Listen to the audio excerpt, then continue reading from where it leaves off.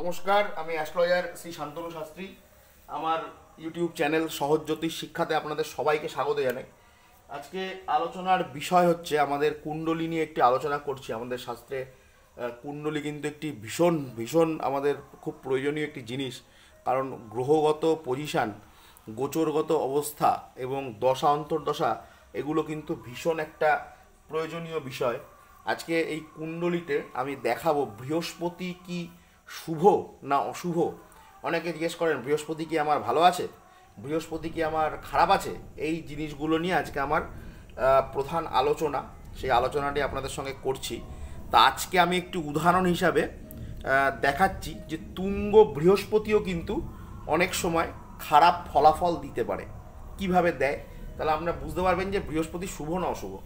ধরুন আমি ধরে নিচ্ছি যে এই আজকে যে এটা একটা উদাহরণ দেখাচ্ছি, কুণ্ডলিতে বৃহস্পতি কর্কট রাশির ঘরে অবস্থান করছেন, এই ঘরে অবস্থান করছেন, এবং আমরা আজকে যে ছকটি বিচার করছি তার লগ্ন ধরে নিলাম ধনু লগ্ন, তার লগ্ন ধরে নিচ্ছি ধনু লগ্ন, এবং বৃহস্পতি অবস্থান করছেন কোথায়?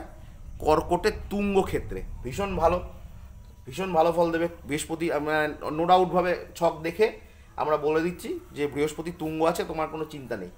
কিন্তু এই বৃহস্পতি কিন্তু এখানে কুফল দিতে শুরু করবে, সেটাই আজকে আমি আলোচনার বিষয় হিসেবে রাখলাম। কি কুফল দেবে বলি।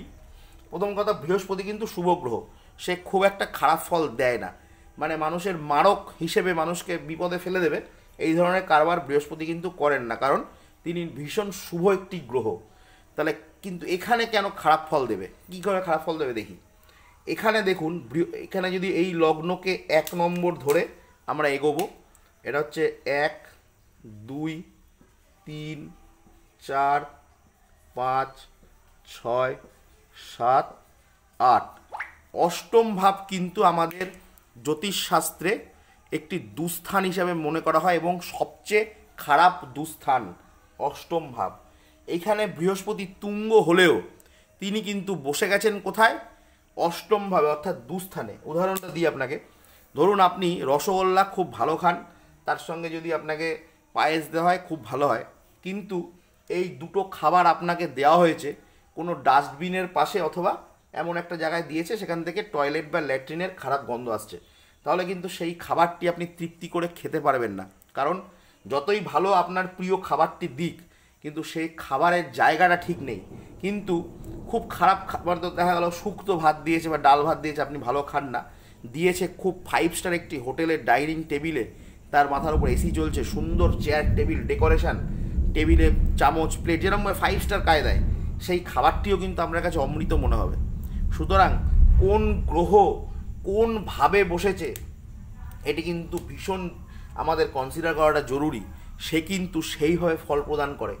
এই লগ্নের ক্ষেত্রে, ধনু লগ্নের ক্ষেত্রে বৃহস্পতি অষ্টমে তুঙ্গ হয়েছে, কিন্তু এখানে বৃহস্পতি কি কি অসুবিধা সৃষ্টি করবে, সেই জাতক বা জাতিকা ছোটোবেলা থেকেই খুব চেহারা ভারী হয়ে যাবে এবং তার থাইরয়েড জাতীয় অসুখ হতে পারে, তার অত্যধিক মেধাধিক্য থাকবে, এবং আরেকটা যেটা হবে, সে কিন্তু স্থূলকায় হবে, তার জন্য তার কোলেস্টেরল, থাইরয়েড, লিভারের কিছু গণ্ডগোল, এই সমস্তগুলো কিন্তু দেখা যাবে কম বয়স থেকেই।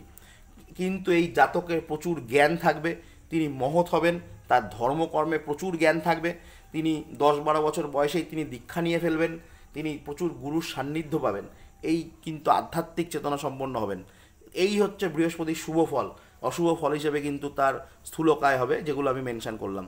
সুতরাং বৃহস্পতি শুভ না অশুভ এটি কিন্তু এই ভিডিও থেকে আপনারা ভালোভাবে বুঝতে পারবেন। সকলকে ধন্যবাদ জানিয়ে ভিডিওটি শেষ করছি। নমস্কার।